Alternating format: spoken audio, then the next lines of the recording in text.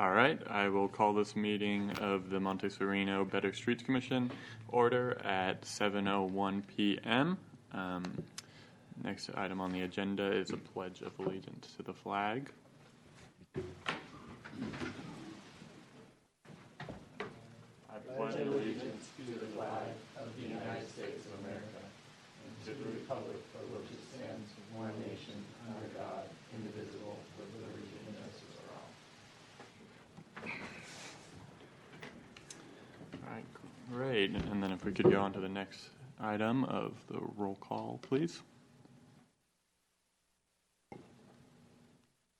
Commissioner Azim. Present. Commissioner Levin. Here. Commissioner Lawler. Here. I apologize for putting the last name on the side. Commissioner Chapin. Here. And Chair Pat. Here. All right, next we will go on the next item of orders of the day. There are no changes. No changes. All right, no changes.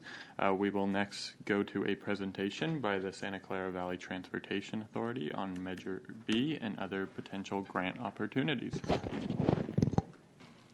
right. Carrie, would you like me to make a brief introduction? Would you please? Thank you. Everyone knows Jim, of course. Oh. It's unlocked. It's unlocked. Hey, how are you doing, Captain?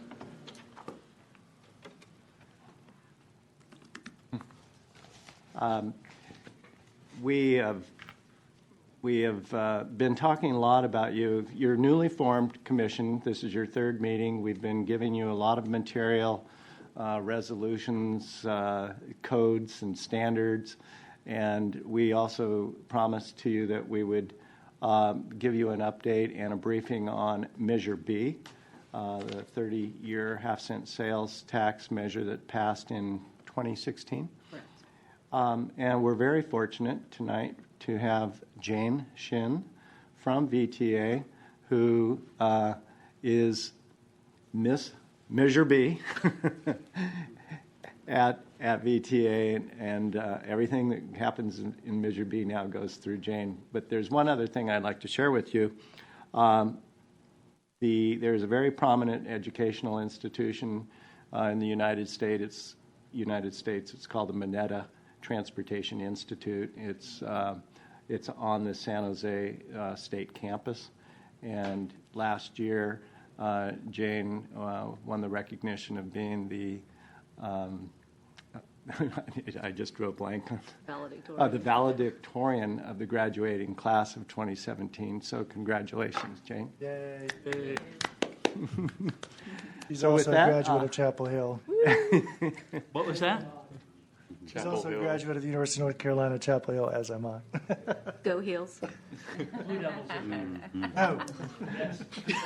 Oh, All right, enough of the Tar Heels. versus the Blue Devils. Yeah, and here's Jane. Jane? Thank you very much for having me. As Jim mentioned, my name is Jane. Do I need to speak into the microphone? Just for No, the I can- recording. Okay. I'm sorry. That's okay. Just get close, relatively close. You'll be fine. My name is Jane Shin. I am the senior analyst at VTA, and I am developing, and will administer the 2016 Measure B program. So what I thought I would do is Oh, let me switch. yeah, I thought I'd give you an overview of the measure. It's been a few years since it passed, and then there are 9 program categories. Give you a little bit of, again, background on each program category. Most of the information is for your benefit, for you to have to refer to in the future, or even to put online if you wish. And then for each program category specific to Monte Sereno. So if you have questions during, that's fine, or after is fine as well. I'm sorry to ask you. You're talking about a half a percent. I'm a tax guy. Mm-hmm. Is that a county-wide sales tax? Okay, so everybody in Santa Clara County has to pay it. Any purchase made in Santa Clara County. Okay, yes, thank you. Sales tax. Okay, so per your question, this was a 30-year half-cent sales tax that passed in November 2016. Excuse me. Collection started on April 1st, 2017, and we have been collecting since. There are 9 program categories, only one of which is an actual project, and that is BART Phase 2. The funding per what the voters voted for per category. Local streets and roads, 1.2 billion. I don't want necessarily, again, most of this information is for you to have. I don't want to necessarily go through each one of them, but I wanted you to have this because I think it's important, and it's also a 30-year sales tax, so it is over $6 billion, but for over 30 years. There is, however, been a lawsuit. An individual filed a lawsuit in early 2017. The courts did rule in favor of VTA. However, that individual did file an appeal in August. So we are currently working our way through the process. As our BPAC member Chafin learned yesterday, we have taken a baby step. We have been assigned a panel of judges to hear the appeal. And within the next 35 to 40 days, we should hear from the panel of judges as to when our hearing date might be. Once that hearing date happens, I understand they have 90 days to make a decision. So we're still thinking 6 to 12 months before we hear anything about the resolution of the lawsuit. Okay, the first program category, local streets and roads. This is a formula program where each of the 15 cities and county of Santa Clara will get funding for pavement maintenance, or if your pavement condition index is 670 or higher on congestion relief projects. This is also the program category where complete streets are required per the law, as well as a maintenance of effort, which your level of funding that you put in must not, Measure B must not supplant that. And that was, again, that was condition of the measure. Our board of directors adopted a same level of MOE effort as SB1, so cities did not have to redo the effort. So really our standards will be the same. We have decided that agencies will submit an annual program projects, a complete streets checklist for the entire program for that fiscal year, and again, the MOE self-certification. Funding is on a reimbursement basis. That means what it is. We will not be giving a big check at the beginning of the fiscal year. So for FY 18 and 19, we will be doing a one-time advance, which I will explain in a little bit. And because it is an annual program instead of a project, and for budget purposes, we are trying to keep the allocation as consistent as possible year over year. So the idea is to divide that $1.2 billion category by 30, which is approximately $40 million a year to distribute amongst the cities and county. Of course, the allocations may increase or decrease based on tax revenues collected. For Monte Sereno, 18 and 19 is almost $66,000 per fiscal year, and that's in 2017 dollars, and again, should change. The one-time advance amount is an amount, that the board approved from collections between April and June 2017, and of that amount collected, the local streets and roads percentage, which is more or less 19%. And then again, going through the formula and dividing that by cities, it's about $16,000. None of this funding goes away, even though we are in a lawsuit. As soon as the lawsuit is resolved, all of this funding will be there for each of the local agencies. So should the lawsuit not be resolved till closer to, say, FY20, which is July 1st of 2019, you'll still have FY18, FY19, FY20, and then this advance amount. So it's not a use it or lose it type of thing. Yes. How is our allocation determined? Okay, so the county, I got to start with the county. The county's portion is based on their percentage of roadway in Santa Clara County. So they take that goes off. And the remaining balance is distributed to agencies based on population, their percentage of the population of the county minus the unincorporated, if that makes sense. So, and again, PCI, the pavement condition index for Monte Sereno for 2017 is 61, so you would have to use the funding for maintenance, pavement maintenance and repair. And you do have a complete streets resolution approved by your council, so good with that. BART Phase 2 is to bring BART down from Berryessa all the way to, Santa Clara, with the 4 stations at Alum Rock and 28th, downtown San Jose Diridon, and then again, terminating at Santa Clara. It is capped at 25% of the program tax revenues. And $1.5 billion over the 30 years. There has been no allocation for FY18 or 19 as we don't need to use the funding. And the funding will most likely, again, be developed as part of the full funding grant agreement with FTA when it is needed. So we don't want to allocate funds to something, an effort that just doesn't need it, that doesn't make any sense. Bicycle pedestrian program, unfortunately, in my opinion, the smallest, too small, $250 million over 30 years for bicycle pedestrian projects of countywide significance. Education and encouragement programs are eligible for funding, and again, and this program has projects listed in the measure that was voted on by the voters, and so the candidate projects must be on the attachment A. The board. Can I ask, yes. clarify? So one of the things on there is the county bicycle plan, Right. which shows Highway 9 and North Santa Cruz. No, not North Santa Cruz, but Winchester. Okay. So would any project we did that involved those streets be automatically eligible? If it is listed by itself on the attachment or in the countywide bike plan, yes, it is an eligible project. But the project has to be called out in the bike plan, or It just needs to be part of that corridor that has been identified as need. part of the corridor? I would say that it's pretty easy to get a project eligible for Measure B funds. Again, it is, we have not, let me get there. You are a little bit ahead, I think. Okay, because, sorry. Jane, we did write a letter providing all of our comments to Lauren Ledbetter Okay. on the countywide bicycle plan. And we indicated of our extreme interest in any projects on Winchester and Highway 9. Okay.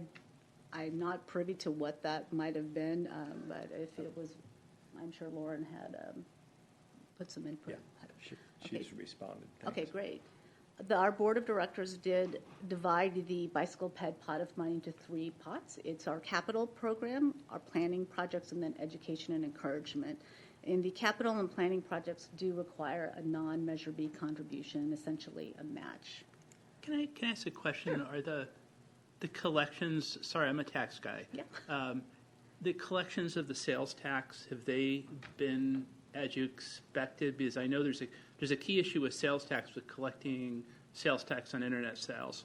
And I know the amount of stuff that my oldest daughter buys, for example, on Amazon is probably allocated to a warehouse in the middle of California someplace, from my understanding. I'm just saying, just overall, are you getting what you expect for just on a macro level, what you're expecting, or is it going away? My understanding is that, so we've only been, again, collecting since April. It is on target-ish. Okay. I don't know what the newest numbers are, but It's just intuitively, I'm not, right. yeah. So far, so good. Okay. And so, because of the lawsuit, though we are collecting the taxes, they are being held in escrow, and we cannot spend any of it. So that is another reason that we are looking forward to this lawsuit being resolved, hopefully in our favor. But yes, it is, as of a few months ago, Okay. tracking as expected. Thank you. All right. So FY 18-19 allocation, much like the local streets and roads, we wanted to keep this program pretty consistent. One reason is because it's a small pot of money. So every fiscal year, it's about $8 million. And with that, the board divided that $8 million essentially into the 3 program categories. So for the education encouragement piece, this is a formula program. So how we decided it was we did it straight on population. And those cities that did not have 10,000, would not be receiving 10,000 were automatically bumped up to $10,000. And then the balance of that was divided up again by percentage for the remaining cities. So much like the other local streets and roads funds, the $10,000 is not going away.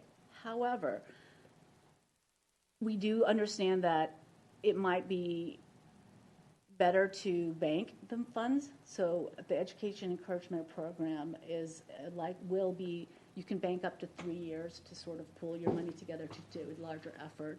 And this is, again, it's a pretty general category, and we are working on finalizing the program. We have taken this information to our BPAC, I believe, a couple of months ago. And we are encouraging also jurisdictions to partner with each other if they feel that the pot of money is a little small. Again, this can go to anything that is essentially not capital or planning. And you said full up to 3 years. Correct. I do also want to let you know that the process for the capital program the draft process has been to our bicycle pedestrian committee. You went last night. We are looking at a 10-year priority list with a midpoint check-in. One thing I think that's important to note is that our board of directors capped each call for projects at 50% for a one-member agency. So if a larger city has 8 projects, but their top 4 hit that 50% cap, then that's all they get. Even if so, that in our minds levels the playing field a little bit and allows smaller agencies the opportunity to get their projects completed. I'm sorry, 50% of what? Each call for projects budget. So we're looking at for the capital program, Right. it will be approximately $6 million a year, more or less. So we're looking at a 10-year program, so it'll be about $66 million. So when we have a call for projects and cities apply for projects, submit their applications, we'll rank those projects. If the top 10 projects are for the city of Palo Alto, and if we gave them everything they were asking for would be, $40 million, they would be capped at that $33 million, and then the remaining 33 would, fall in So line. it's capped by dollars, not by number of projects, Correct. So you can't game the system by putting in more projects. Correct. Okay. But at the same time, it allows larger projects to be built. Okay. Okay, our next program is our Caltrain grade separation program. 8 grade separations in the cities of Sunnyvale, Mountain View, and Palo Alto. And it is really safety for drivers, pedestrians, and cyclists, and to reduce congestion at those crossings. Our plan is to do an implementation plan. Our plan is to deliver all 8 projects. The implementation plan will take into consideration what each city has been doing because they are at different stages for their projects, what Caltrain's been doing, and even taking into consideration what cities to the north would be doing, because that does affect. I'm totally blanking on the city to the north of Palo Alto. Redwood City? Menlo Park, Park? yes. So what they've been doing, so we can, get everything in order, and working with, of course, Caltrain. The order of magnitude, who's going to be responsible for what? So we want to deliver all 8 projects. This is a 30-year program, so it hopefully will happen within the next 30 years. We have allocated $7 million for these 2 fiscal years, part of it for any work that cities need funding for, as well as, to complete the implementation plan. Caltrain corridor capacity improvements, this is for increased service to South County, as well as any corridor capacity improvements such as station improvements, level boarding. The understanding is that this would happen after the current electrification project is done because Caltrain indicates that you can't really do everything at the same time as they are still providing service. Again, funds for increased operations, and then if projects were able to be fit in while PCEP is happening, Caltrain would entertain that. However, with the lawsuit, there's no way that station improvements will likely happen before Caltrain is finished with PCEP. For FY 18 and 19, we set aside $2 million originally for improved service, to increase service, to Morgan Hill and Gilroy. However, last week at our board meeting, the board adopted an additional $4.3 million for locomotive overhaul capital project. Without that, Caltrain indicates that they would not be able to provide the additional service to Gilroy. So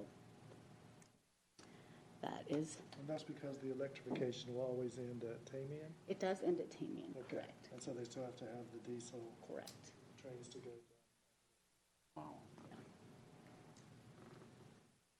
Excuse me, are you going to talk about light rail at all, or? Measure B does not pay for light rail funding. There's Really? no funding for, correct. So there's nothing, for example, which would affect us actually more than just about anything other than the bicycles, as there was talk at one point to extend light rail to Vasona Station, right near where Netflix is that? That is 2000 Measure A funding, so that is not part of the 2016 Measure B. But there is something that you might be interested in that will affect in a couple more program categories. Okay. So. Okay, Highway Interchanges Program, $750 million. These projects are listed as well, like the bike ped in Measure B. There is over $1.2 billion worth of projects that could go forward, and again, only $750 million available. Complete streets reporting requirements. We have actually required complete streets for essentially all of the program categories in Measure B. I think that's really important, with the exclusion of our operations, because you can't really do that with operations. So, I believe that in terms of the interchange improvements, it's potentially possible that 19 and 17. 9 and 17 may be eligible, correct? there is a project for congestion reduction in that area, yes. Right. Again, we are much like with everything else, budgeting everything on a 2-year cycle is how BTA's budget works. So every 2 years, the board will allocate funding for the highways, specifically project readiness, geographic considerations, because you can't have everything being done at once, and level of non-Measure B contribution. We will have a noise abatement program. Will be a little bit separate from the other highway programs. And we have, board has allocated $87 million that is identified in our October 2017 packet of what projects will be funded with this money. And again, the funding will not go away, so if it doesn't start for another year to 2 years, the funding will still be there. County Expressways Program, this is the Tier 1 improvements in the County Expressway Plan. Again, the candidate projects are identified in 2016 Measure B. Complete streets reporting requirements, non-Measure B contribution, similar. So we have, board has allocated $50 million for projects that the county has indicated are ready to have some work done on them. And we will work with the county to do a master agreement to determine how the projects will be delivered. They'll with their PAB prioritize what they think should go first. These are like Lawrence Expressway. Correct. Yes. Lawrence, San Tomas, right? Santa Teresa, Central. Yeah. 85 corridors. So there's $350 million to fund new transit and congestion relief projects on 85. This it does specify in the language of Measure B that it could include a new transit lane from SR 87 to 101 in Mountain View.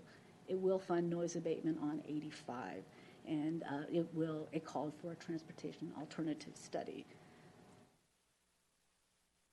What the board, again, complete streets requirements for capital projects, non-Measure B contribution. There are pilot projects that were identified in a noise abatement study that was completed in September of 2016. Those 5 pilot projects will be funded once the lawsuit is over. The projects in those locations have been identified. VTA is currently doing a transit guideway study to determine what the best alternatives might be on the corridor. And then once that's completed, much like the grade separation, we want to do an implementation plan to see how things fall, what things might go, where things might go. $12 million was allocated for this year, part of which, again, for the noise abatement projects, as well as the completion of the transit guideway study. Can I ask a question on the money? And it started to sound geeky, but is that in 2018 dollars? $17. It's in 2017 dollars. So if I got, because you're talking about 30 years, so it makes a huge difference. Mm-hmm. So if you say you're going to spend $20 million in 20 years from now, is that like I have $20 million in the bank now, or is that assuming some interest rate that's going to appreciate?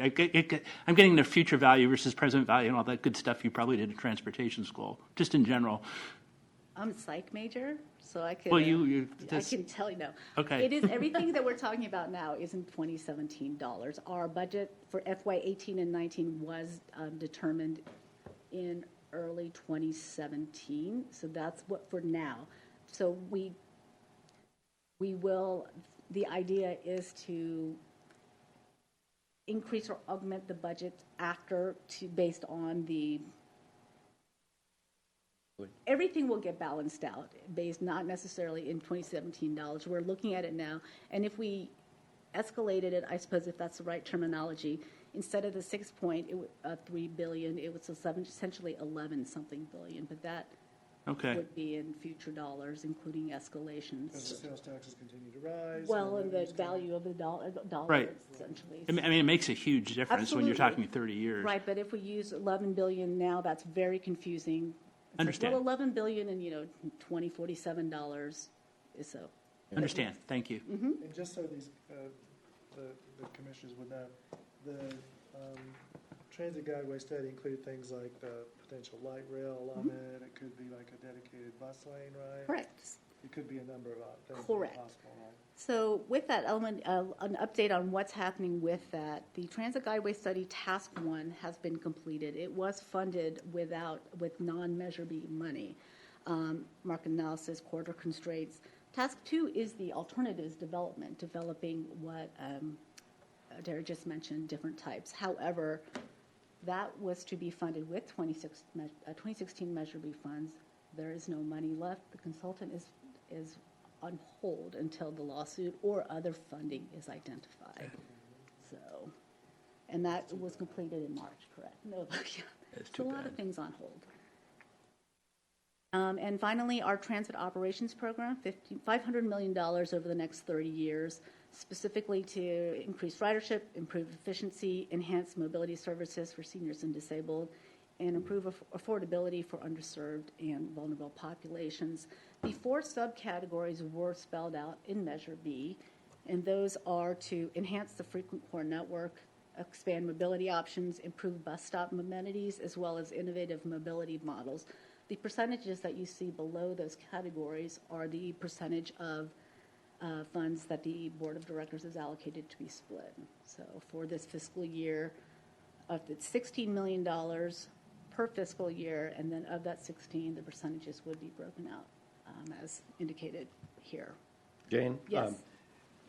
If I can, if the city of Monte Sereno were extremely interested in enhancement of say a Winchester Boulevard transit stop or a Highway 9 transit stop, is there still an opportunity for them to pursue transit stop improvement funds, or at this point in time? For the actual transit stop?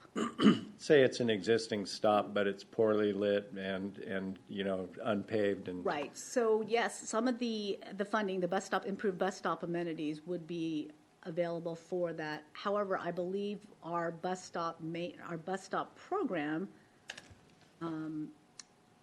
will be going by the passenger TPEP, the Transit Passenger Environment Plan that was completed a few years ago, and I believe that indicates sort of the Right. order in which things were done. I believe in the past things were sort of just Thanks. scattershot, so there is still an opportunity, What's yes. it called, the TPEP, the TPEP. Transit Passenger Environment Plan.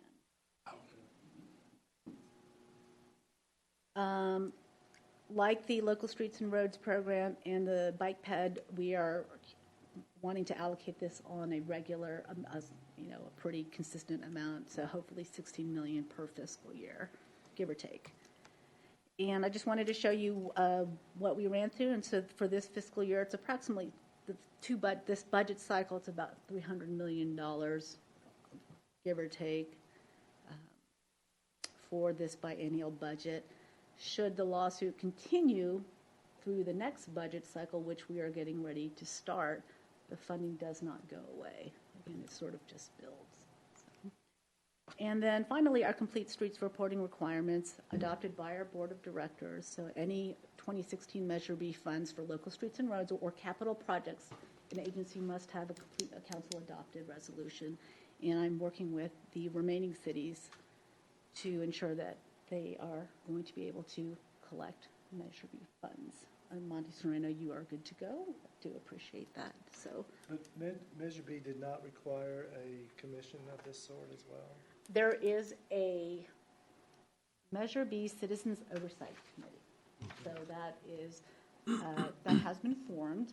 There are five members, 5 or 7. The applications there's a call for applications last fall. They have not met yet because there's nothing to meet. If I might, I think the city manager was talking about one of the conditions that when considering a project, there should be a local, open process with a committee similar to a BPAC to review certain types of projects before they're submitted to the VTA. And it was part of that understanding from Monte Sereno that it was part of the reason why we formed the Better Streets Commission, so that we would have an opportunity to fully vet all of our pedestrian, our school, our bicycle, our local streets and roads projects. Absolutely, Yeah. and especially with the requirements, the complete streets resolution requirements, the 9 elements, one of them is BPAC or advisory committee Yeah. consultation. So that must happen. Got it. So I knew there was more than one reason we did this. And we submitted, sent out the Complete Streets resolution today to the commissioners just to refresh their memories on that. and with that, any other Measure B questions, specifically for Monte Sereno or just in general? As we develop our programs, our grant programs, especially, we do take them through our CIP working group, which is it's a working group of our TAC, our Technical Advisory Committee, which I believe Jeannie Hamilton represents. She's our city planner. Represents the city, and then your CIP working group member, we have Julie Bazad and Cindy Michaela. There's no Cindy Michaela, but Julie's our city engineer. Okay, we do a lot of the nitty-gritty at that working group level. It is staff level, so we get a lot of our initial input at our Capital Improvements Program working group. Again, our working group, our TAC. We usually take our information then through the TAC as, again, the technical committee, and depending on the subject matter, we will then take it to our BPAC for their input, and or so on and so forth. But mostly it is our CIP working group through our TAC committee, and again, BPAC is needed, and then approved by the board. Well, we're hoping these lawsuits get settled because we are budgeting in Measure B money. Absolutely, and I think for our streets improvement project. yeah, that's a lot of. I mean, $66,000 per fiscal year is, and that's. For us, it's not a drop in the bucket. No, and a lot of the agencies have been wondering, can we budget it? It's like, well, yes, you're going to get it. Our board approved it, adopted the allocation. It's just this darn lawsuit that's getting in the way. And with our local streets and roads, the way that funding will work is we'll have a master agreement with the city, and so for the whole program. And then every year, again, the idea is to submit a program of projects of what you'll intend to work on, a self-certification for your MOE, maintenance of effort, after the initial submittal of what you submitted to the state for SB1, and then complete streets checklist for the program and reimbursement basis. And we have all of our documents. We're all set to go. You started to allude to it. Sorry, it might not be Schedule B, but to me, it's probably one of the biggest upsides for our location. Could you address light rail? Because at least conceptually, you don't, because from a mass transit standpoint, my understanding it was supposed to go a couple years ago. They were talking about extending it to where Netflix is, And that is you can get in Monte Sereno, you can pull your feet off your bicycle, and you could go seriously, you could go down to the light rail station, and it would be probably the closest thing to us of major transit other than is no idea? My understanding is we have, so Visona Extension is what it is, and that Right. is funded by a 2000 Measure A, so it has nothing to do with 2016 Measure B. And just as an employee, I understand that has been a contract awarded to study one piece of it. I'm not quite sure which piece of it, so that's why I'm hesitant to answer. That's fine. I just was curious because I have no feeling for it, and I think it really does affect us. Absolutely. It does. I actually sometimes I have to take the 48 bus to the Winchester station because my household only has one car and my partner has to use it. So I would love to see an extension come down further. So what I can do is, I know this went to the board fairly recently, is maybe I could send Jim a link to the actual board memo as to what, if you're interested, or... I'm just curious on your feeling. It's not looking for commitment or anything. I haven't heard anything for a long time. I'm a fan of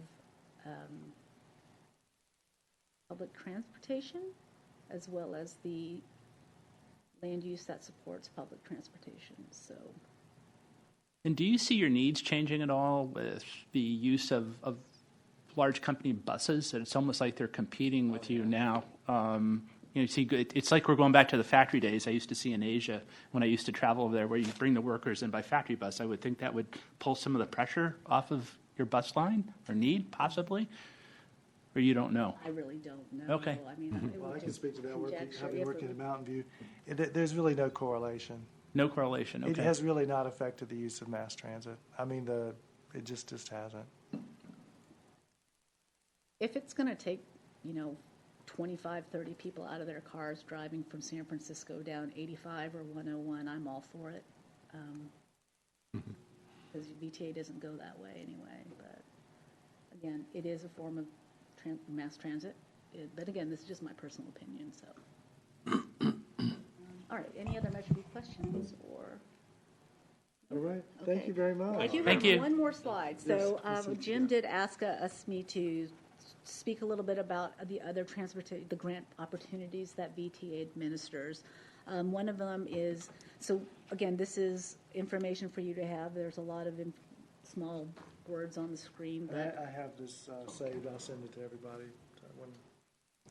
Right. So One Bay Area Grant, OBAG, let me get my cheat sheet out, may not apply because this program does require a priority development area, PDA, which I don't believe Monte Sereno has. No, we don't. Okay, so Safe Routes to School, our VERBS infrastructure program, this is funding for infrastructure to address gap safety in near schools. I do understand that you have a potential topic next that may apply. PDA planning grant, again, that must have a PDA. TDA Article 3, the competitive pieces for bicycle pedestrian projects, and the next call for project is spring 2019.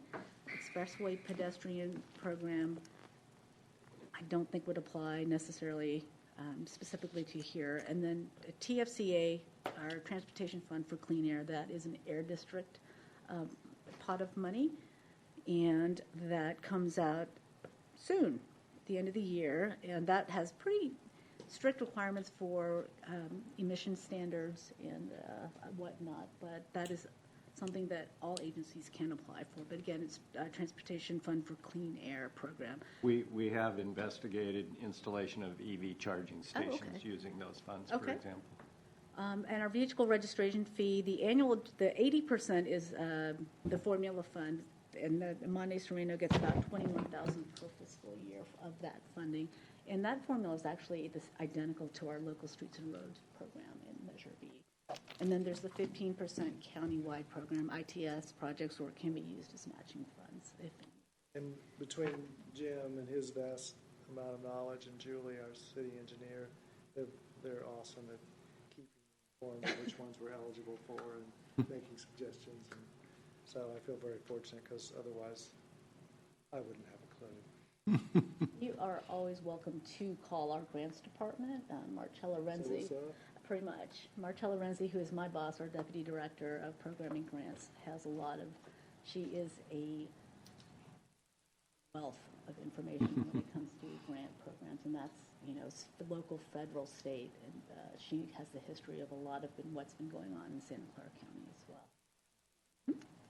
So with that, that's it. Measure B and Thank other you. grant programs. Thank you very much, So Thank you. thank you for having me, and please, if you have any questions, feel free to email me, contact me through Jim, or Sure. I can send out my emails. We'll see you in 12 months, Jane. Okay, I hope that there's been movement and that there is, plenty of funding flowing. But please, if you Good have any luck. questions, Good please luck do. on the lawsuit. Thank you. Thank you. Good luck to all of us. Yes, exactly. There be another lawsuit after this one, should we get? There always can be lawsuits. All right. That being over, we'll move on to the next portion of this meeting, which is oral communications from the public, where anyone from the public who would like to speak on something that's not on the agenda can speak, and state law prohibits us from taking any action on anything that's not on the agenda. Would anyone from the public like to speak? All right, perfect. Seeing no one, we will go on to written communications. No written communications, so we will go on to unfinished business. None. No unfinished business. Do we have to approve the minutes? Next is the minutes. All right. So we'll go on to item number 1, approving the minutes. Would anyone like to make a motion to approve the minutes from our last meeting on April 26th? I'll make a motion, we approve the minutes. I'll second that. Perfect. All right. Having a motion and second, we'll take a vote.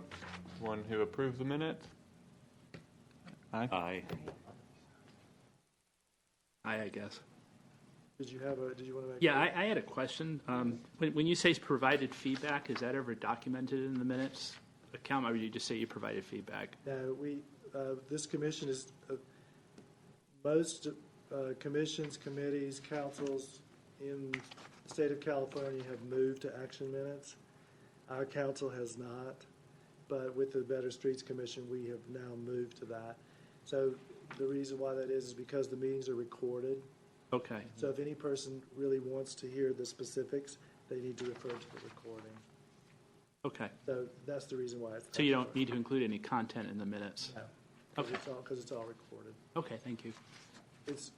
Our council here just has not done that yet, but they're on their way.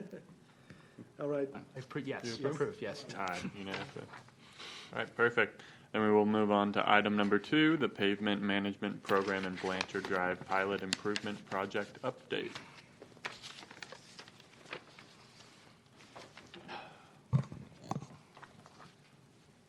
all right, I don't know if anyone has noticed. Has anyone seen the trucks around town and the work? Has anybody noticed? Into my driveway. Perfect. Had to get all my cars out of the road. So beginning on Monday, actually, the construction company, Bortolato, which the council awarded the contract to, started this year's pavement improvement project. And their portion of it will actually be completed by tomorrow. The first part is mostly about prepping the roads and generally getting them ready for pavement and or resurfacing, or what's it called? Sealing. Correct. I'm learning all this new stuff. Or sealing. We had thought we would. If you need specifics, I can certainly tell you some of the things that have gone on. But in general, it's been a lot about prep work, and so they should actually be done by tomorrow. We initially thought they were going to go on to this next phase with the sealing and some of the repavings and stuff starting next week, but there's going to actually be a week of breathing, so folks can get a little bit of time off from that. And the following Monday, they will start on that, and it should be completed by the end of that week. To be frank, I had no idea it was going to go this fast. I mean, the entire project. Yes, the entire Wow. project for this year. And this is the largest of the 5-year projects that we'll be doing. So yeah, we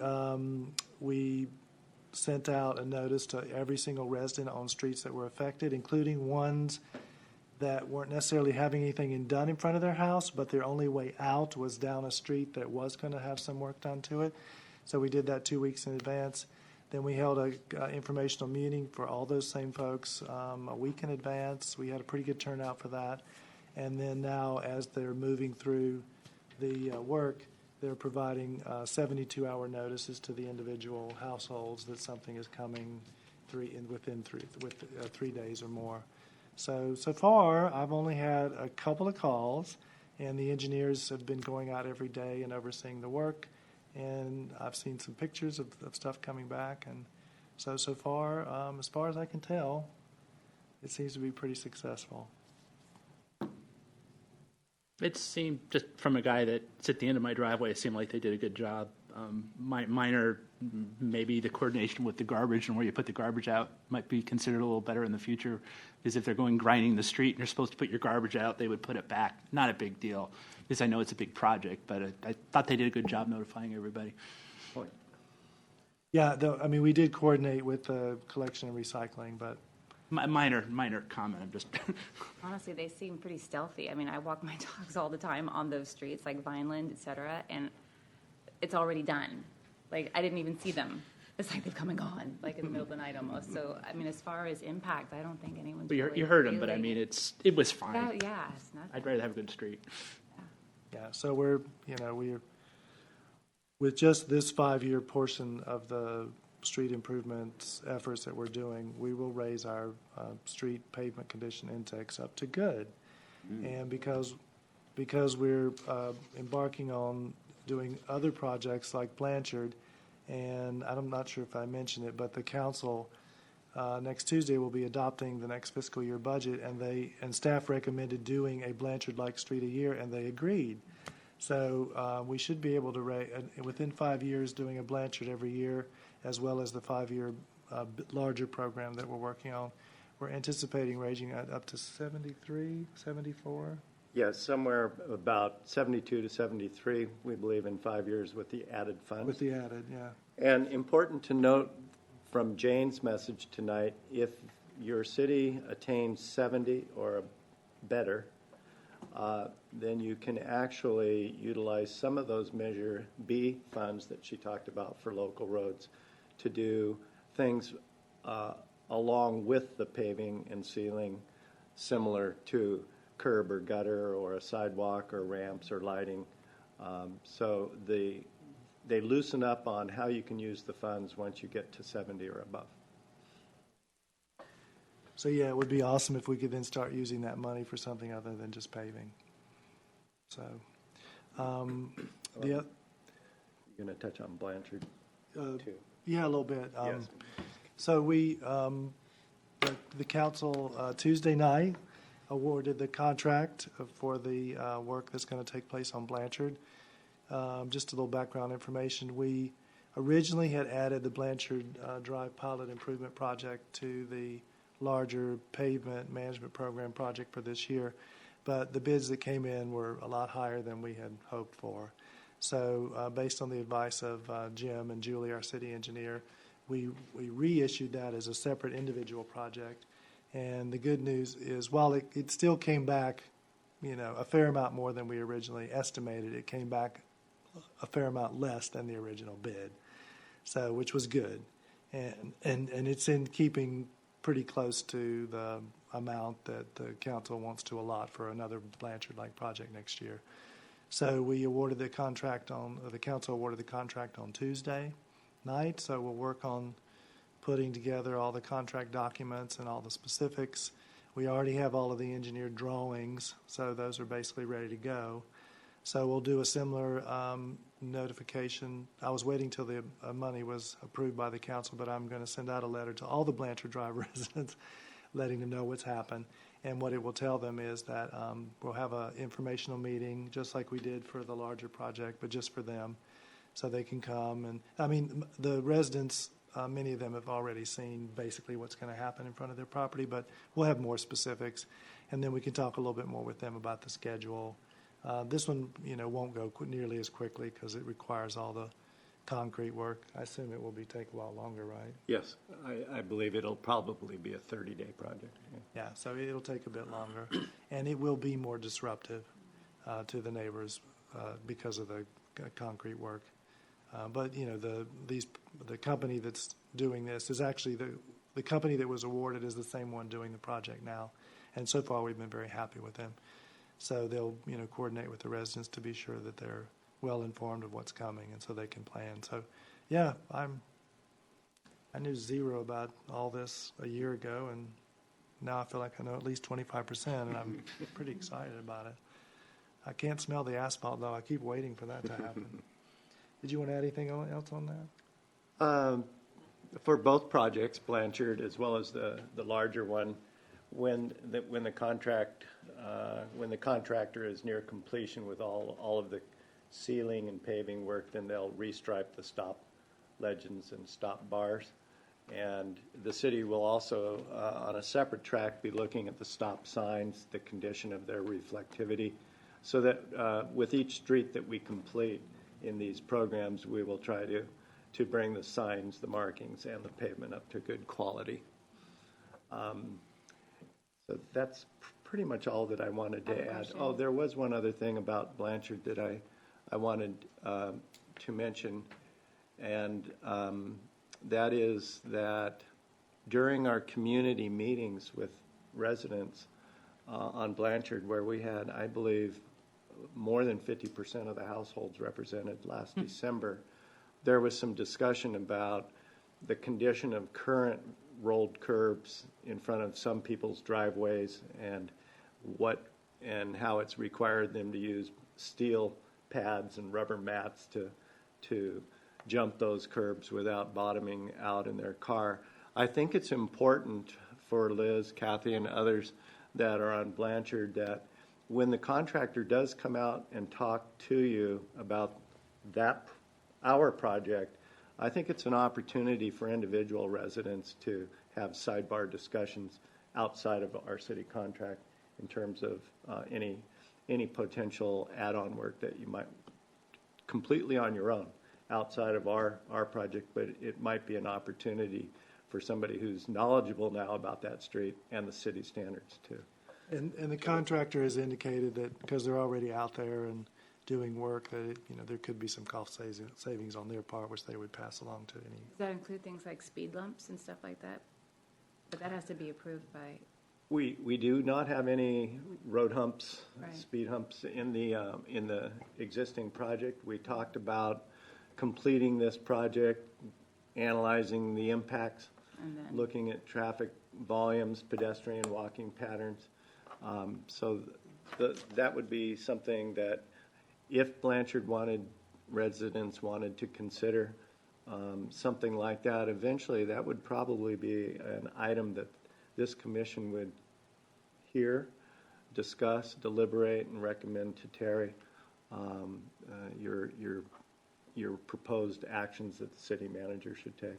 Are those done generally at the point that you redo the street, or is it something that can easily be done afterward, or it doesn't matter? No, if there were one that existed today, it would be dealt with at this time. But being that it really has no bearing on a pavement management program, it's more of a traffic calming, Right. speed control measure. It's an individual case-by-case basis. The one kind of question, I know you did an amazing amount of work on the pavement index, and I kind of understand a little percentage of it. I'm real happy having Poppy outside my house redone, kind of. Mm-hmm. But if I look at it objectively, I go to a neighbor. We have these neighborhood pink flamingo parties, and I'm sure that some of my neighbors are going to say, "Well, gee, why didn't they do Bruce instead of Poppy?" And I believe the not a large difference that Bruce is actually rated a little bit below Poppy, if I'm not mistaken. It is. And right now, I'm weaving around small potholes on Bruce. Poppy was reasonable, at least to me, and I've lived there for 20-something years. So how, and I know everybody can second guess on priorities. That's a really difficult thing to do, and you guys did. There's no I mean, second how do you, guessing. yeah, but how do you explain that to someone? Because now I'm weaving around potholes now in Bruce. They're not huge. It's not like they're in New York or something. And Poppy was relatively okay. And again, I'm happy, but I'm pretty sure my neighbors are going to be asking me, well, gee, all this water puddling that we have over on Bruce and all, how do you explain that? There's a method to the madness, and he will explain. Okay. Well, similar to Blanchard Drive, it had serious pothole problems way before the project was approved, and we take the summer seasons to sometimes group together pothole complaints, and under a minor contract with a third-party, a different contractor most likely, we could address some individual pothole issues. Regarding selection of streets and prioritization of projects, we did follow the nature of the pavement management program recommendations, which indicates if you have streets that are fair, good, or excellent, you should really invest some of your earliest dollars to keep them in that category and not let them slip to a Blanchard-like condition or a Bruce-like condition. Oh, so worse may not have a higher priority than something that's slightly better. Okay, that's the part I'm missing. Conventional wisdom is a lot of people think you do the worst first. Yeah, but at the same time, while you're doing that, your goods fall into worse condition. Okay. There's a second reason, though. We geographically tried to pick two areas that were close enough where the contractor could do very efficient work on the 16 street segments and on Blanchard Drive this year. The good news is the city engineer, the chief building official, and myself, we are looking at portions, or we are looking at Bruce for next year, and we're also looking at walking patterns of students on Bruce. And so we're beginning to go through the analysis this summer, so as we'll have a good set of recommendations to the city manager and eventually to city council on priority projects for next year. And then finally,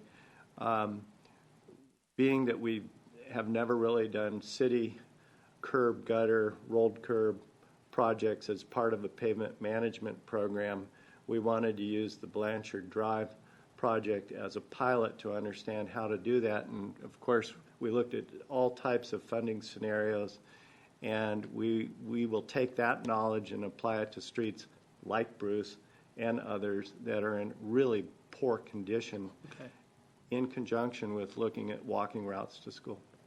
I mean, the bottom line is, if a neighbor asks me, I say just because it's worse doesn't mean it should be a higher priority. And that was the part I was missing. Yeah. Thank you. And believe me, when they told me all this, I'm like, that doesn't make any sense. Why would you do that? I have a quick question about Blanchard, real quick. How are you going to deal with ingress and egress while the project's being done? Well, the contract specifications call for keeping the street open at all times. So there will be at least one lane of traffic available through the use of flaggers, or possibly just coned off work areas. There will be impacts, of course, on driveways that are undergoing concrete rolled curbs or valley gutters, as you have to wait for that concrete to set up. So there will be more parking on the street, some displaced parking possibly around the corner.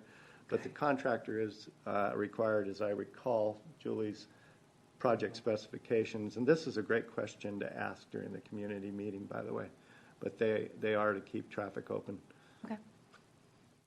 Why did the second bid come in lower? What was different? A little bit of it was some value engineering. Once Julian, I think you looked at it too, didn't you? I did. Jim took a look at it a little bit more closely. They determined there were a few things that they could take out that would be required. It was mostly around traffic control, dynamic changeable message signs, which are these large signs that we just didn't think were needed or appropriate on a street, on a single street. We can manage just fine with a static sign for the 28 properties there. But one of the key reasons was in the original bid for the pavement management program, we added Blanchard as in the form of what's called an ad alternate, and we had the full rights, the way we wrote it, to reject that part of the bid on its own, without rejecting the remaining bid for all 16 streets. And I believe there were 5 bids submitted. The second round. Oh, No, the first on the round. first round. And the bids on Blanchard were very they were all over the place. And it just so happened that the low bidder on the pavement management program was one of the higher bidders on the Blanchard component. And we're not sure why, but we felt that our strategy worked, that we would rebid it as an individual project, and sure enough, that bidder brought his bid down to be more competitive. And it turned out at the end they were a bit higher than we had hoped, but there's so much road construction going on right now with a lot of money available that we weren't surprised. We're pleased, though, we achieved council's direction to try to get all bids out in spring and awarded in this summer construction season, and we're on track to do that. So, Anything else? anything, Kathy? Yes. Perfect. Teller from Blanchard Drive. First of all, I just want to say I think this is a tremendous step forward for the city, kind of across the board, taking care of the streets. So my 2 questions are, for the additional work that individual residents may wish to contract with the street contractor, is this something that we should address at the meeting, the upcoming meeting, to ask them what are our Yeah, opportunities? you could ask the contractor when they're Okay, there. so we can understand kind of the opportunities for what we might want to do. And the second question is regarding speed bumps. This has been a big discussion on our street for years and years, probably even decades. So is this something that we can undertake as a discussion with the city at some point in the future? Like, how would we move towards? Yeah, I mean, having this that is exactly discussion? why we have this group that we formed, Right. was to, hear from them as well as from citizens, to come and speak and say, hey, look, on my street, this is happening. And, because many times they may not be aware of it, we may not be aware of it as staff. So this is exactly the place to bring that up. Okay. And I think Jim gave a really good explanation of why the current project can go forward without any impedance to any future calming methods. But I've heard you and they've heard you. And so I would say it's something that will be, part of a discussion here. And if and when it comes to the commission, we will certainly let everyone on the street know that it is, so that you can come and have some input. Sounds like there's a little bit of fact-finding to do, like in terms of what is actually happening on the Exactly. street. And Yeah, and we'll measure the speeds. We'll work with Los Gatos Monte Sereno Police Department.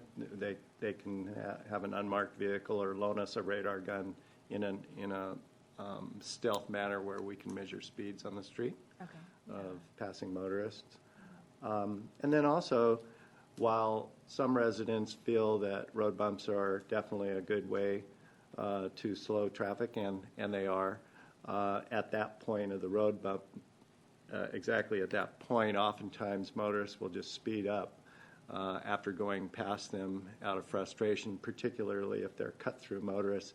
So there are some residents, often those that are adjacent to the road bumps, that are not as excited about them as those that might be in the areas where the actual speeding is occurring. We're next door to each other, I and know we you are are. where Yeah. that happens. I mean, where the speeding around that corner happens. Yeah. Yeah, I know you're aware. I don't think, for the residents on our street, there's certain, I think at one end, they're not really so concerned about it. Right. But the residents at the end where there's the blind corner, Yeah. that's really just a concern for safety for the walkers and the, Right. kids on bikes. So that's, I don't think it's a full street issue, but it's the blind corner that is our biggest concern. Usually, communities would invite the Fire Protection District to any particular hearing that involves road bumps or speed bumps. They always have an issue with them, and there are certain design standards that work better for them than others, and so it'd be an open process. Yeah. Thank you. Thank you. Thanks, Kat. Jim, is it possible different traffic calming things could be suggested for, I don't have any specific examples, but yeah. I know there's lots of them. Yeah, there's always a toolbox of options. That physical roadway feature is usually One of the latter ones, of some of the earlier low-cost hanging fruit ones did not work. Off the top of my head, I can't think of, too many ways to slow traffic on Blanchard through a sign or through paint, but What about the adhesive white reflective bumps, where you do a field of bumps? Yeah.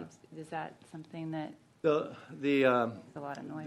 there are certain types of raised pavement markers. Often there's some that are slightly larger than others that are used to slow traffic.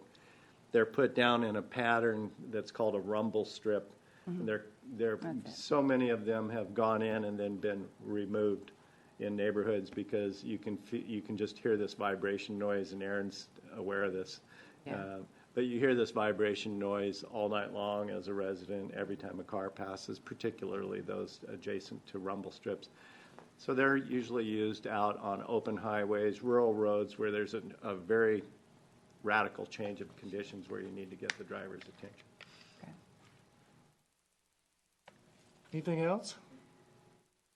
All right, we'll move on to, Great. Yeah, we'll move on to new business. We have one item, the Daves Avenue Elementary School, continuing our discussion of potential bicycle, pedestrian, and vehicular traffic safety improvements.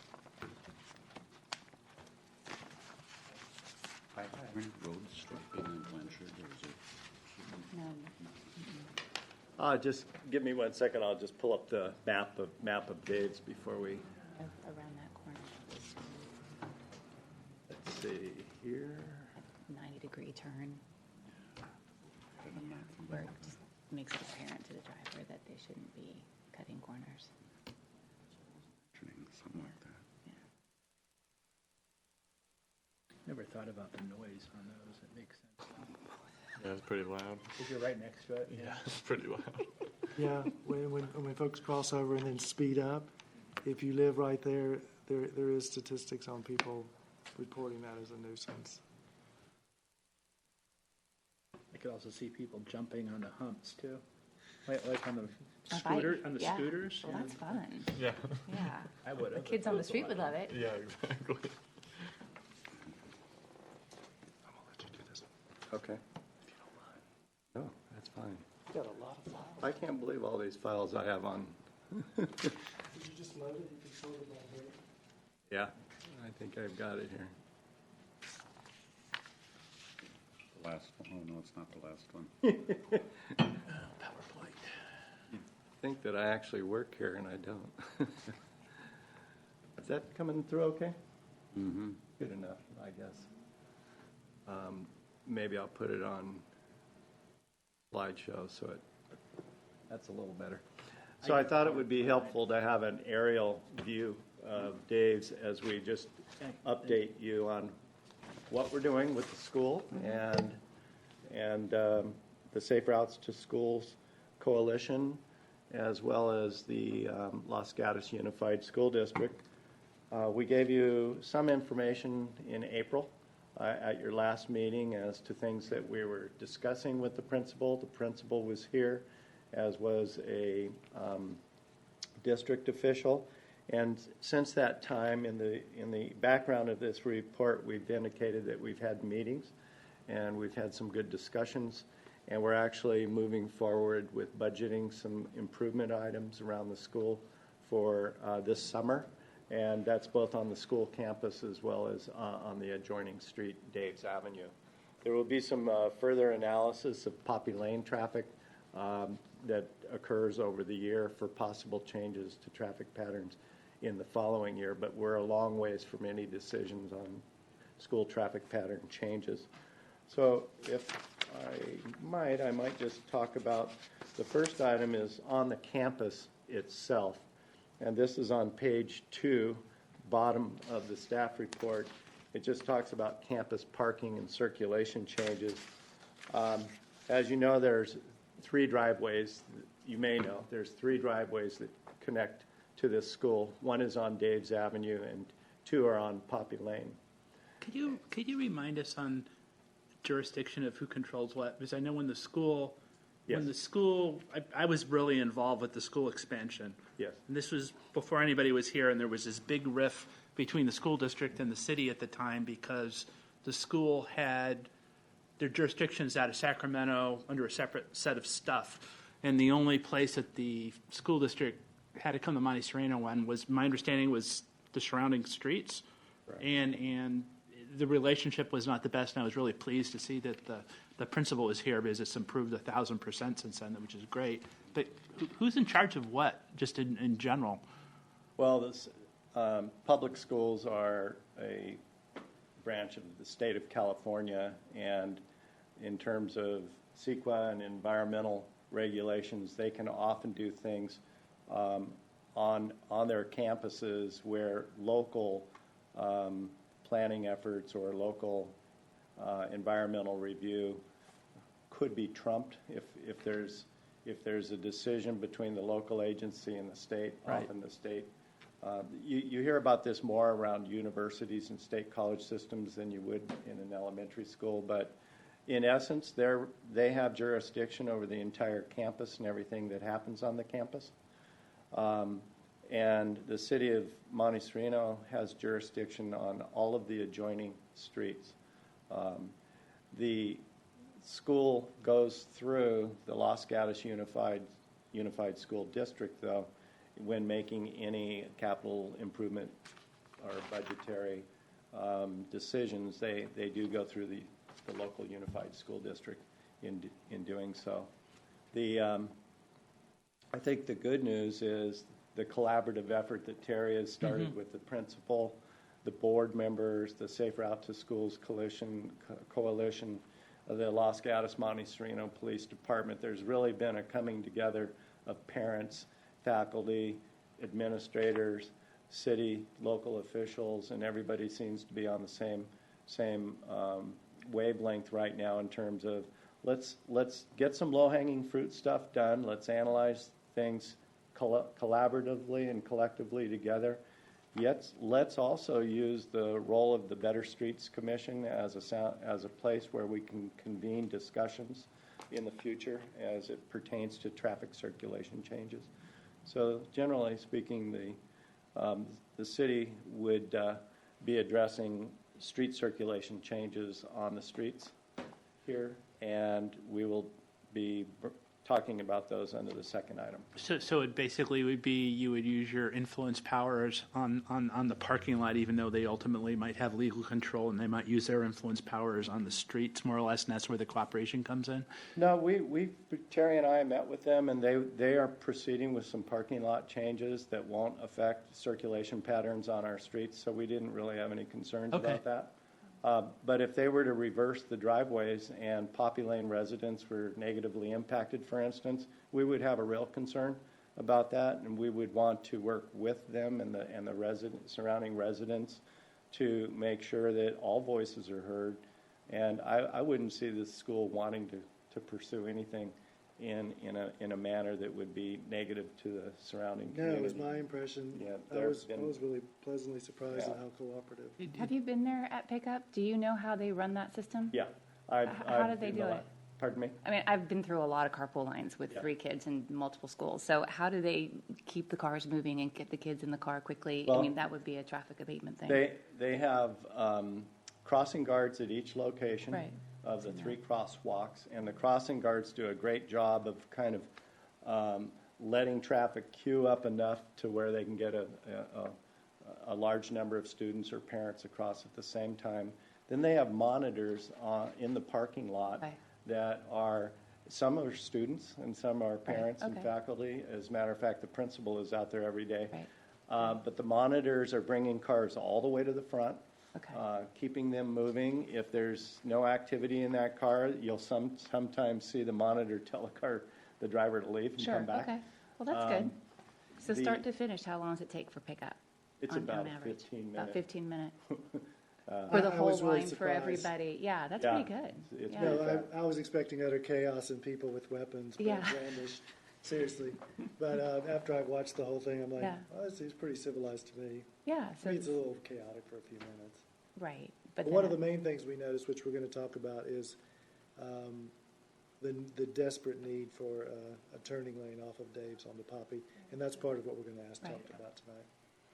So on the campus itself, the school has the school district has a pavement management program as well for their for their campus paved areas, and they reseal surface parking lots on a 5-year cycle. And I think we're quite fortunate, actually, that 2018, this summer, Dave's Avenue Elementary School is scheduled for resealing of their parking lot, which is a pretty quick operation. It's 1 or 2 days, and then another day to repaint all of the parking stalls.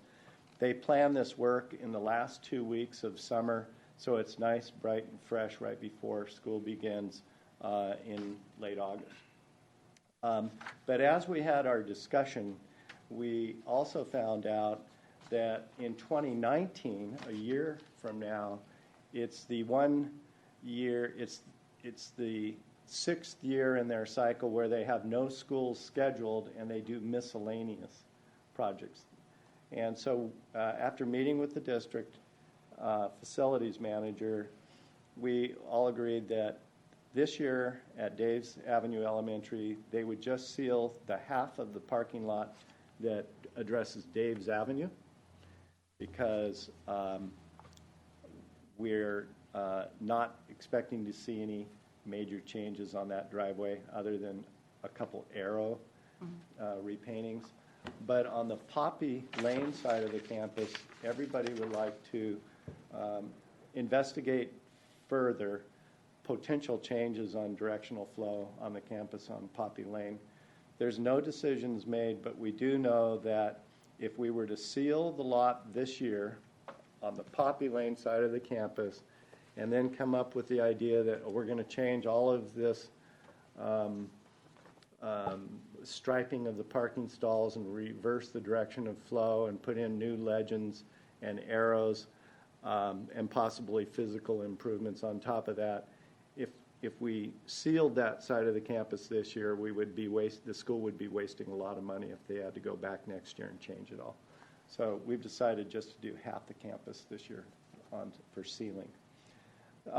As cars exit Dave's Avenue, and I'll point to it right here on the screen, currently there's 2 arrows for the left lane and the right lane. They both point straight ahead, which you can't go straight ahead because you would go into the church property on the opposite side, and that's actually an exit driveway exactly opposite of that. So the school is going to change those arrows to a left arrow and a right arrow. They're also looking at putting up some additional signage on the campus itself that alerts the drivers to the pedestrian crosswalk immediately to the right. So that pretty much sums up what the school district is going to be doing this summer. How does the church fit into this? I know at one point, again, I was pretty involved with this. At one point, the church was highly encouraging. I mean, if there's church activities, the school's very good in letting the parishioners park in the school, business after hours, and vice versa. And there's this huge, well, it's where multifamily other zoning is back there. There's a huge parking lot back there. And they allowed Dave students at one point to park back there. Is that being used at all, or is it being encouraged? Rather than having this back up the traffic, that they actually park the car across and get out of the car and walk rather than clogging the streets up? I did observe the cooperation between the church and the school during pickup hour. I did see parents parking back there. It's not clear to me if they have students in one school or the other, but I think the cooperation is occurring. I would say that the church it did not really come up as an issue for the 3 topics that we discussed in our meetings this month, but we all agreed that going forward, they are a very important player as a neighbor on anything that might be of significance. Have we talked to them at all? I have not, no. But shouldn't we? Because I mean, there's a daycare across the street that the kids walk across the street to. I think it's a great idea that we would talk to them, and I think as we discussed with the school officials last week, on anything outside of the resealing of Dave's this summer, which is strictly on campus, it's a maintenance activity, we want to use the next year to vet ideas with the whole community, including the church. But isn't that front parking lot still one facing the church? So if you were, I'm just thinking out loud, if you were to change something in that front parking lot to facilitate what? They're There's just no resealing it. change. Will be striping? Yeah, the striping goes back just the way it is. Okay, so there'd be no possibility of any of the conversations with the church affecting anything in the front parking lot? Nothing. I mean, what would be the purpose of that? Kids walk across the street from the parking lot to go to the, I'm just, my kids did it, that's why I'm asking. I don't know, I'm not a traffic engineer. There's But there's But there's crosswalks, a right? crosswalk And a crossing already guard. in place. there's two arrows that exit the Dave's school parking lot Right. onto Dave's. They both point straight ahead to the church, and it was concluded during the Phase 1 Los Gatos Monte Sereno Safe Route to Schools study, which took almost 2 years before Terry and I arrived. It was concluded that those arrows are misleading and they should direct traffic to the left and to the right and not across to the church. I guess my point is that could be true, but if no one really involved the church in the discussion, it seems like, am I being off base? I don't know if they involved I them or think not. it would be, I mean, we definitely want to involve them in sort of the larger changes, but changes to the parking lot for the school itself, I don't. I'm see thinking that. as far as the kids flow goes, is the kids walk across that street, they walk across the school campus, and they go to daycare. A lot of them go through daycare across in the church, and some of them go in the afternoon care, which is closer to me, down Poppy. And I'm not a traffic engineer, I'm not a pedestrian engineer. It would just seem to me, and maybe I'm off base, that the people that have been there for 30, 40, I mean, those folks have been there for a long time, and they've helped the kids across the street, that it might be worthwhile to say, gee, We when we meet again with the parents and the teachers group, we'll certainly ask about it, but they didn't once mention anything of this as being any kind of issue. I think as we go through the next two items, we're going to see opportunities to involve the church. okay. But on the resealing of their summer activity of resealing their parking lot, it did not. Yeah, the become an intention issue. is just to return it to its existing condition with the exception of the exit, the left and right arrows instead of a straight. It's just that the church perspective might be very different than the folks in the school. Maybe they're the same, I don't know. Well, if it doesn't affect the church's parking lot and their ability to Yeah, I think. ingress, I don't think it would be an issue anyway. Yeah, I agree. I think this first one that they're doing, it's just a reseal. It's kind of returning to Okay. as is condition. I think then next to, those might have opportunities, but for this first one, it's kind of just an as is. So would you like me, Mr. Chair, to move to the second item? Yeah, if anyone has any further comment on the first one. We appreciate the feedback and input, and that's exactly what we're asking all of you for, and that's good, because we do need to coordinate with the entire community on some of these next projects. Yeah, so if you want to go to the next Okay. one, that'd be great. Thanks, Jim. So also included in the Safe Route to Schools study was the desire to restripe Dave's Avenue in front of the school and in front of the church, so it's a block of traffic that fronts both the school and the church, to create a left turn lane here at Dave's Avenue onto Poppy Lane. The left turn lane would then allow traffic that's attempting to turn left to go south on Poppy Lane to be out of the way for traffic at the stop sign that's continuing westerly on Dave's to go further west toward Highway 9. The engineers that worked with the community and the school district and the residents over that study period, they made this a very high priority, and everybody agreed that this made an awful lot of sense to do it for several reasons. One, traffic safety, traffic congestion goes down, less confusion as to where motorists are turning or not turning, and then also there would be no loss of parking at all, even though you're adding a lane in the center of the street. This whole block is posted no parking on the school frontage and the church frontage, and the paved areas outside of the edge lines can be narrowed slightly, and there'll be enough room then for a 10-foot left turn pocket. So the city has agreed to look at a striping plan and hopefully, working with the community, get something striped before beginning of session next year. Now, can cars I hit the just stop sit sign, there right? forever? There's a 3-way stop sign Okay, there okay. currently. Can Yes. cars just sit there legally for basically until it clears in the school parking lot? Is that proper in that left lane? Oh, they probably Yeah, I don't. mean, we've met with the police department out there to. No, is it if you're a poor person, Turn left, you can wait to turn left until. but you have to wait until the school parking lot clears out, correct? No, there's like a few cars in between the left turn and then a couple cars and then you go in the lot.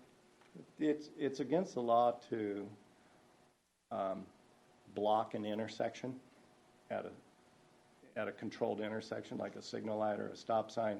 So yes, a car can sit at that stop sign and wait till there's sufficient room to proceed forward to eventually get onto Poppy as a motorist, or to get onto Poppy and to go into the school driveway, until there's enough room to make the left turn. And in this piece, we definitely talked to the police department to be sure that it was. Can they sit in Poppy until it clears into the school? I think if you're already on Poppy and you're waiting to turn left into the driveway, you're allowed to stay there until there's sufficient room to cross the opposing traffic lane and get onto the driveway entrance.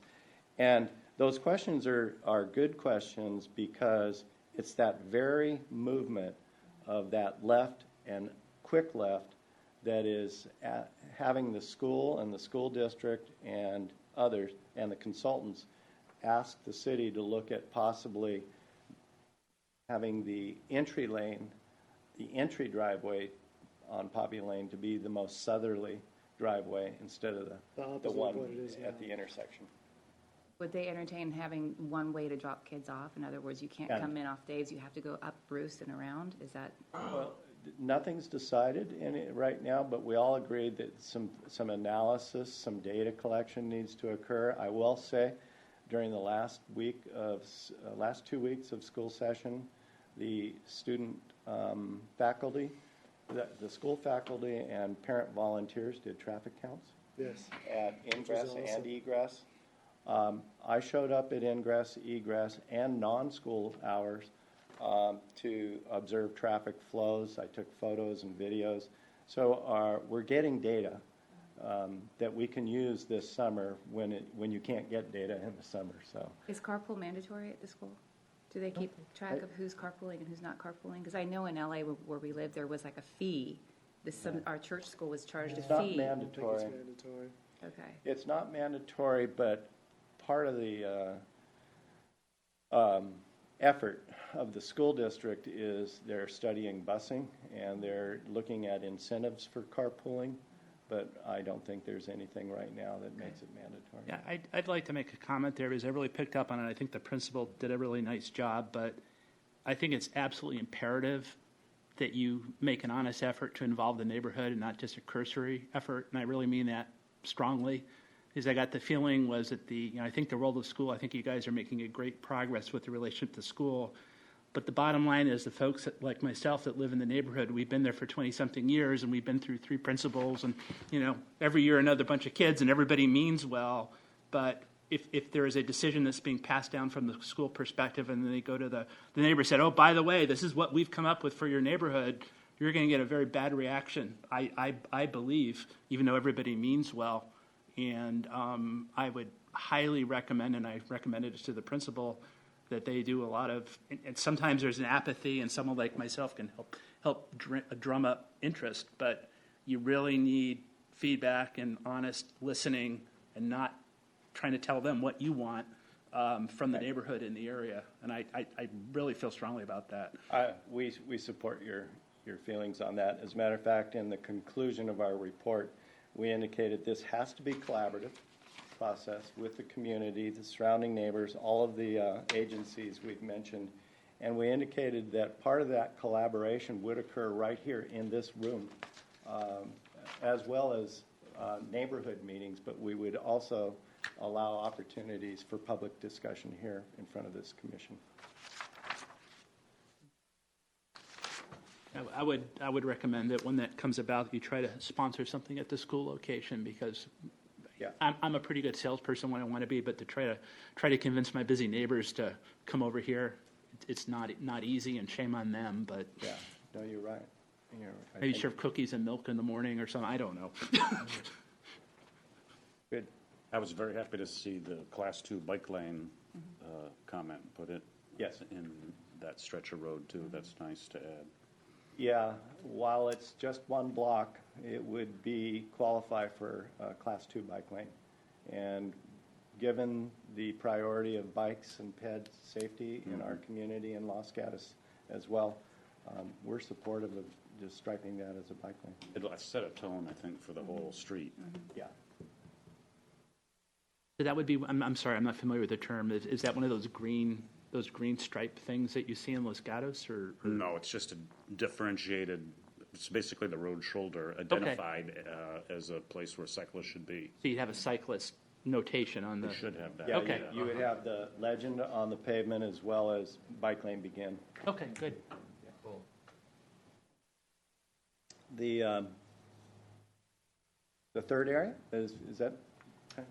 Yeah, I think generally, I'll just, for the second one, if no one has anything more to say, I'll just say I'm pretty supportive of this left turn lane. I think it's a pretty good idea, keeping with the Class 2 bike lane, also kind of limiting the widths of the lane that are existing could slow down traffic theoretically as well.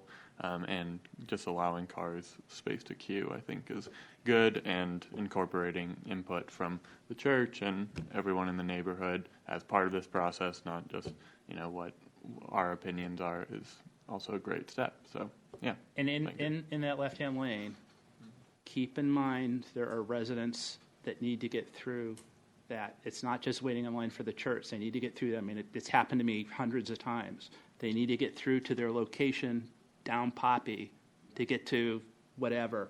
And it's a challenge, and I think this is a really good idea, but it's not everybody is not going to the school. Right, but it's at certain times of the day. You're talking. Oh, absolutely, between absolutely. 10 to 8 and 10 after 8. After So, yeah. that, no problem at all. Right. You're It's just absolutely those right. 2 points. Absolutely right. Oh, I see I erred here in my order of presentation. I jumped to Dave's Avenue restriping before finishing the very area on Poppy Lane that Commissioner Levine's mentioning. So in our staff report, we talked about campus parking circulation changes, parenthetically immediate, and then our second part of that discussion was going to be further circulation changes under review. And the part that we recommended to the school to put under review was that we needed to analyze the Poppy Lane side of the school, the entry-exit traffic congestion, the safety issues, the location of the crosswalk there, and gather some data and analyze that with the community, with the community and the school over this next year, and be able to use this commission as well as neighborhood meetings as a way to get community input before any changes on the Poppy Lane side of the school would be made. So we're in total agreement that positive working relationships are evolving. And That's good. minor low-hanging fruit stuff can kind of start happening, but anything significant, we have to work with the community. Yeah, the other thing I wanted to mention, and it was brought up on Blanchard, and this has been a pet thing with me, is I think the ideas are really great. I'm ecstatic having lived through the school renovation. You guys have no idea how much improvement the city manager and everybody's made. It's been amazing. But as the speed control, I think a lot of this is really good as far as flows go. I'm not using the right technical term. I think a lot of these speed hump ideas should be seriously considered. I see too many cars. I believe you mentioned about this 3% on average change. I thought about that, and I think you really need to go beyond averages and just look at some of the peripheral.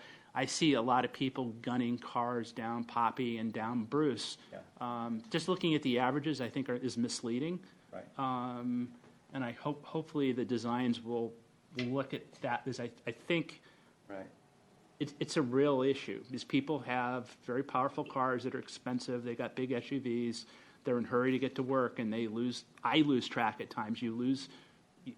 It's not just a school parking lot, so you The approach to school the park. zone, right? It should be 15 miles an hour, right? Well, it should be lots of things, but, yeah. People are driving their $300,000 Maseratis, and it's not that, it's hard to go at 15 miles per hour. I was mentioning it before, back in the days when we had the H2s and the H1s on Vs, you got these people that are way up, they have no sense of how to drive a thing, and this is even before sidewalks I go by, but people lose perspective on the speed, so I really think you do need to go beyond averages. You need to look at the outliers on the speed, especially on the fast side. And that is one of my main concerns about the reversal, and we could talk about that at a later time, is people gun their cars, they come around, and they go, and I worry about the kids. I can handle myself, but I really worry about the kids. Yeah, I took photos and videos during non-school hours as well when there's no traffic, and I saw exactly what you're talking about. Important for us to all know that it used to be that prima facie speed limits in front of schools when school was in session, when children are present. Hard to define that, but it used to be that 25 miles per hour was the minimum that these cities could post in the state of California. A recent change to that law allows cities to go as low as 20 or 15 now. And a lot of cities are looking at lowering the speed limits both during school hours as well as non-school hours. So we will have the opportunity to look at features on Poppy or Bruce and Vista. I mean, that whole general area. I mean, have we actually, or should we actually talk to some of the interviewing that might laugh at me, but the crossing guards that are out there every day and watching these cars? Have we seek their input? I did. Okay, good. Yeah. I used the opportunity to talk to the principal in the parking lot, several of the volunteers, as well as the crossing guards. And I got some good input from them. Great. Okay, so I think, Mr. Chair, we can move to the Dave's Avenue sidewalk installation. Great. Item there. Dave's Avenue has sidewalks continuously from Winchester Boulevard on both sides of the street, all of the way to the easterly end of the campus, and then in front of the church on the opposite side, sidewalks continue, but in front of the school there are no sidewalks. Kind of silly. Yeah, why is that, I wonder? It's a landscaped area with trees and low plant material all along that frontage, but there is really no way that you could safely walk as a resident or as a parent or a faculty member or anybody really in that stretch without walking out on the paved shoulder of Dave's or without cutting through the parking lot to be on a paved surface. That situation exists not only on Dave's but around the corner for about 25 feet, right, Terry? Right to the driveway. So even if you were trying to walk on Poppy Lane on the school side, there's nowhere to walk except out in the street. So one of the items that we brought up before the school committee was, should the city look at investigating grant opportunities like Jane talked about, and our city engineer is looking into, should we, and we're raising this question to you, should we pursue grant opportunities to see if we could get funding for a good portion of the amount of monies that could pay for a sidewalk in front of the school. There was mixed views on that from, I would say, the school faculty and some of the parents, and because they just felt like the walking routes don't involve that section. If you're walking from Winchester, you're directed to come into the campus at the first driveway, and they don't want students to walk to the next intersection. If you're coming from the west, you're directed to cross onto Poppy and go through this crosswalk near the first driveway. So there was kind of a recognition that we don't need our students to walk in there, but when we raised the broader question about weekends and the other hundreds of days per year and hours per day that school is not in session, wouldn't it make sense to have a nice, safe walking area in front of there? I think there was good input to us to go ahead and talk to you about looking at ways to see if we could get a grant to put in a sidewalk. Then we would have a continuous sidewalk from Caven Lane all of the way to Winchester Boulevard on both sides of the street. Yeah. Does the sidewalk interfere with the driving space? Because I know around that intersection it may get like tight for cars. So would that interfere with the spacing at all? No, the curb and gutter exists, and there's actually about 4.5 to 5 feet of low landscaping right behind the existing curb and gutter. And so the sidewalk would go up to the driveways but not alter the driveways. There are 2 wooden power poles in that section. We could work around those, but besides the power poles, there's no other real physical obstructions. And I only discovered this recently, the money with PG&E. Oh. We have money that every time you pay your bill, there's a tiny, tiny fraction that goes towards undergrounding, and the city, they hold that in a pot for us. We've never had a reason to use it yet. Anytime we thought we might use it, it's not enough. But it's possible that this may be a project for 2 poles and undergrounding, that it might be. Putting the electrical. Be the right amount. Okay. So it's something we would look at as well. Yeah, we found out in a notification this week that we have about $500,000 in reserves that PG&E is holding on to for an underground project. Now, that sounds like a lot of money, but undergrounding is one of the most expensive things out there. Which, I said the same thing. That's a lot of money. And then the city engineer's like, no, Terry, it's not for underground. Does that cover 2 poles? Is that It basically what it is? might. It might. You would hope so. But see, that's an opportunity that we could also look at with another source of funding. Another thing that we could look at would be some pedestrian level type lighting on that section, so it's not so dark. There's a lot of trees right there, and there's not very good lighting in the evening, so it might be some low scale lighting that doesn't impact the rest of the neighborhood. But it was our general observation, even if the poles remain, there's probably enough room for a sidewalk. And is that public right-of-way, or is that owned by the school district? Public. Oh, okay, perfect. The Jane Shin tonight very quickly touched on grant opportunities. She called one of those VERBS, VERBS, VERBS grant, and VERBS stands for a project that attains vehicle emission reduction-based solutions, VERBS. So, and they focus funding, BTA does, around schools, where they want to reduce vehicle emissions.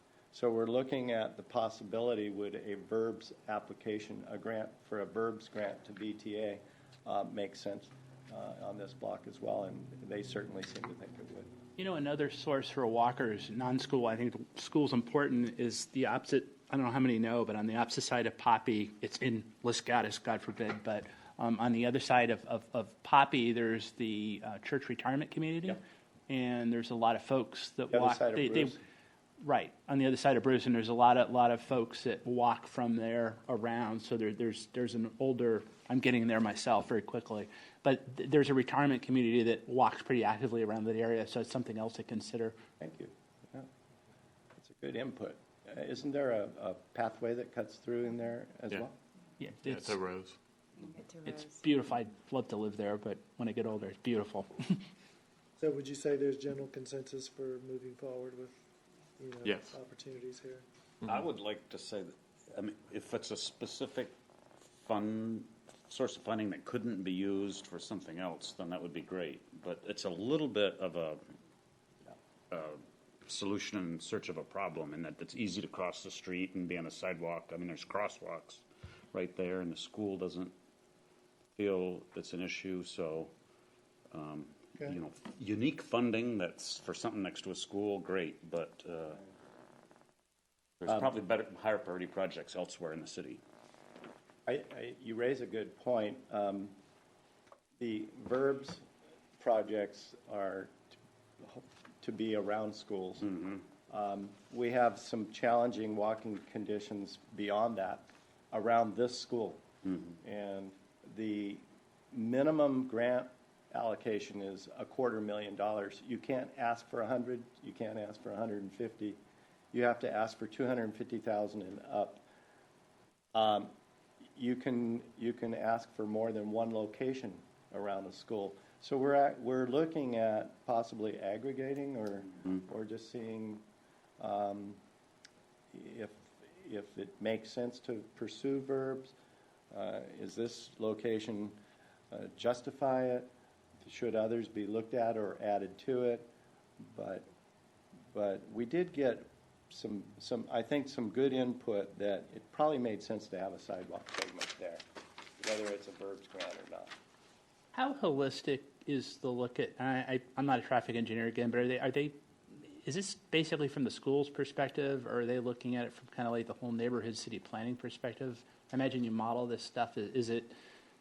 I mean, this is a school it's from a school document. They did a lot of good work, but are they? How does it incorporate into the overall traffic flows? Yeah. Is that a fair question? I think the past view from the school's perspective was, why do it? A sidewalk. As we brought in more players to the conversation and community members and others, we started hearing feedback like, that would be awesome. Now I don't have to cut through the school parking lot when I'm pushing my stroller down all these sidewalks. I have to weave around and go through the school parking lot to get to the next block. So we think from a community perspective, it would be complementary to the school and consistent with what exists all the way down the roadway already. And pedestrian safety, because Oh, walking yeah. through a parking lot isn't necessarily safe. Parking lot or on the shoulder of the roadway where there's a lot of activity in that particular shoulder. Terry, you're asking as far as agreement goes, at least from my perspective, I think it's really great, but I think you need to emphasize, I'm sorry to sound like a broken record, you really got to emphasize the community input from around the school. I think that's really critical because I'd rather the council not go away and say, hey, it's a done deal, we got this document from the school. The school shouldn't be dictating to the neighbor. I mean, it should be a cooperative effort. I think it really needs to be a cooperative effort versus one that's just, oh, by the way, here's what we're going to do. You think it's good, great, we're going to go away. I think it truly has to be an interactive cooperative effort, not just a token effort. I really believe that in the bottom of my heart. Yeah, I think we agree. In fact, the Safe Routes to School study, phase 1, done with a lot of players involved, did not include the sidewalk. It did not. The school didn't suggest it. It was actually the city staff and talking to community members outside of the school itself where we realized that this could be a very positive benefit to the rest of the neighborhood. Absolutely. Yeah. So we will certainly, and this commission will be involved in some of those discussions. You know, the other big user of the school, people don't think about it. I mean, it's a huge, which is great. It's what it should be used for. There's a huge use on sports fields on weekends. I don't know what bearing that has, but I mean, I'm sure. I mean, that's another big source. They should be used for that, but I mean, there's huge sources for soccer and all that good stuff, which is what a community should be all about. Education and communications with students and families is the next item. We've just are highlighting the fact that the school and their volunteers and the Safe Route to Schools Coalition will continue to work on all the educational components with parents on how to drop off, when to come to school, what days are special event or early exit days. And they will continue to communicate to families electronically that are part of the school population through their web portal, emails, flyers, and meetings. So essentially, the school is committed that they will do as good of communications as they can on any changes that are occurring. 2018 Pavement Management Program is the last item on this report. And while Poppy Lane between Dave's and Bruce is scheduled for proactive sealing this summer, and existing markings will be restored to their current configurations, in the next year's pavement management program that we will be working to develop over the next half a year, we are looking at streets like Bruce Avenue and others in the area that could be identified as in the 2019 pavement management program. Any streets that we might see in the pavement management program in 2019 that are on the what they call the walk and roll routes to schools where kids walk or roll on bikes or skateboards, we will be giving extra consideration to student safety in terms of safe walking areas. You know, one of the things that keeps on coming up in most of the neighborhood meetings, and it's related to the speed, is the access for the fire engines versus the speed humps, and it was alluded to. At some point, I would really, it's almost like, no, we can't add those because the fire department will say no, which I hear that from a lot of people, the message I get from a lot of people. At some point, I'd like to understand that a little bit. How firm is that? Are they really obstinate about not doing anything because their truck's got to get through fast so the Maserati can go through at 50 miles an hour? I mean, I don't understand that trade-off. It would be good to know sometime, to know what's real and what's rumor. I mean, why go through if the fire department's going to say no to everything, why should we spend time talking about speed humps? Because it's... I don't think they say no to everything. There's a lot of speed humps in the south part of this county. Maybe there aren't that many that have been investigated here. But I would say fire departments in general have what are called primary response routes. And the minute the siren goes off and the doors roll up, for the first mile or so of their trip, whether it's south, north, east, or west, they are on streets that are primary. And for them, it's always no on those streets. Take Winchester Boulevard, for example. The lower the traffic volumes and the less the chances of an incident on a street, and the slower the speeds of the fire truck going down that street anyway, because of the existing conditions, I've always seen fire departments to be much more receptive. I guess my point is I'd like to understand what reality it is because, again, I'm not making this up. I've talked to several neighbors, specifically on Bruce. They talk about it, and they say, oh, we tried before in previous years, but we always get I don't know if it's true or not. We always get a no because of the fire department won't allow it. So we can't put anything in the street to slow it down. I have no idea if that's reality or not, but it'd be nice smoking it out to figure out if there's any give and take, because I don't understand that. I think it would be good to understand at some point. Is that a fair question? Yeah. Okay. It's actually when we formed this commission and we looked at the types of things that we would be reviewing as a body and having Terry consider or recommending to council if necessary, it was exactly those types of issues that will come before you. Could we facilitate that, though, so it would, maybe we know about it before it becomes, because everybody's talking about these speed bumps, but I don't know how it is relative to school. Maybe we could schedule an educational item on them without talking about a particular location, if that's... Be great. Yeah, we could definitely do that. Yeah. And they're called road humps. Road humps, right. Or undulations. Undulations. And hey, maybe there's something better. I don't know. Make a singing highway. You've seen those, right? Yeah.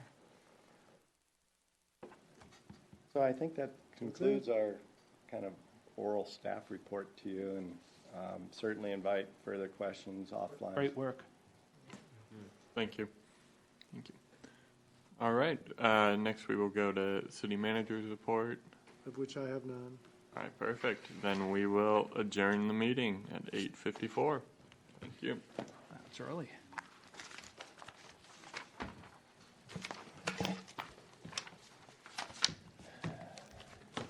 Oh, I'm sorry. There was August? one thing.